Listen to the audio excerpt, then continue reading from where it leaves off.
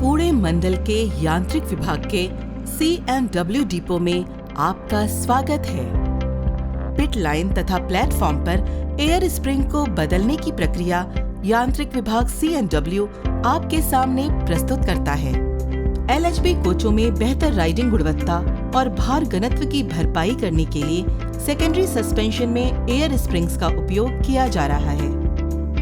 विभिन्न मेक और क्षमताएं जैसे 120 kN AC कोचों में, 140 kN गैर AC कोचों में और 160 kN AC और नॉन AC दोनों कोचों में। जब कोई एयर स्प्रिंग फेल हो जाता है या फट जाता है तो फीवर डिवाइस को आइसोलेट करने के बाद रेक को 60 किलोमीटर प्रति घंटे की गति से अनुमति देने की आवश्यकता होती है। जब इसमें गार्ड, LP, ALP शामिल हों, जिसके परिणाम स्वरूप विशेष ब्लॉक सेक्शन में रुकावट आती है, जिसके परिणाम स्वरूप गंतव्य स्थान तक ट्रेन के अप्रत्याशित रूप से रुकने और समय पालन की हानि होती है।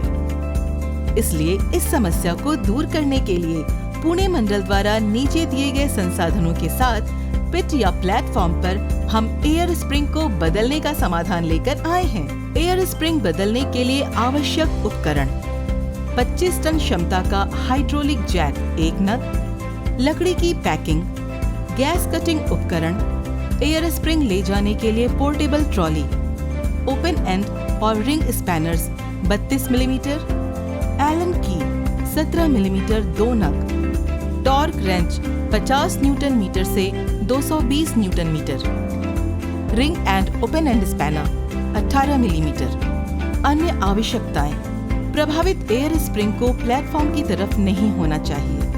एयर स्प्रिंग को बदलने की प्रक्रिया: कोच को रेक से अलग करने की आवश्यकता नहीं है।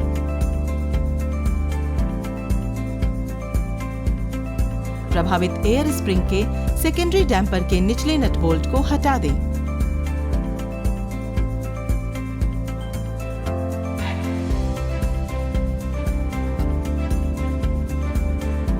इसके साथ ही प्रभावित एयर स्प्रिंग के 4 एलन बोल्ट आकार 17 मिलीमीटर को हटा दें। यदि एलन बोल्ट में जंग लग गया है और आसानी से हटाया नहीं जा रहा है तो प्रक्रिया को तेज करने के लिए गैस कटर की मदद से बोल्ट को काट दें। जैक लगाने और कोच को उठाने के लिए प्रभावित एयर स्प्रिंग के कोच पर दिए गए लिफ्टिंग पॉइंट के नीचे लकड़ी की पैकिंग के साथ बेस तैयार करें।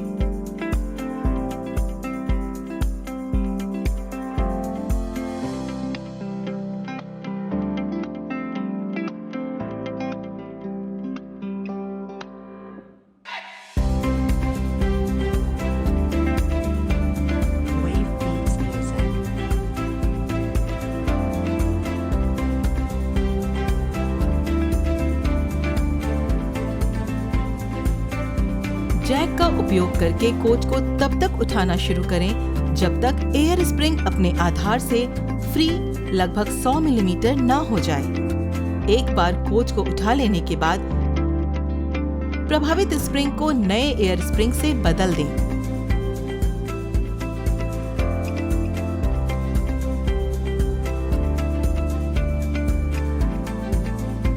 फिर कोच को नीचे करें और सेकेंडरी वर्टिकल डैम्पर और एयर स्प्रिंग के नट बोल्ट फिट करें।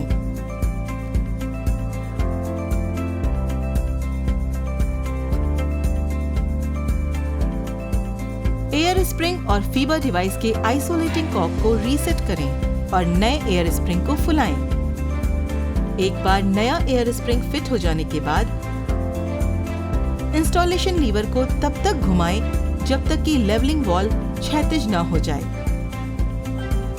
फिर स्प्रिंग की ऊंचाई 287 millimetre, 292 millimetre air spring gauge से जांच करें। इस प्रक्रिया के बाद बिना किसी गति प्रतिबंध के कोच को अनुमति दें। इस पूरी प्रक्रिया में अधिकतम 45 मिनट से 60 मिनट तक का समय लगता है। इस उपयोजन को देखने के लिए यांत्रिक विभाग C&W शाखा आपका आभार व्यक्त करता है।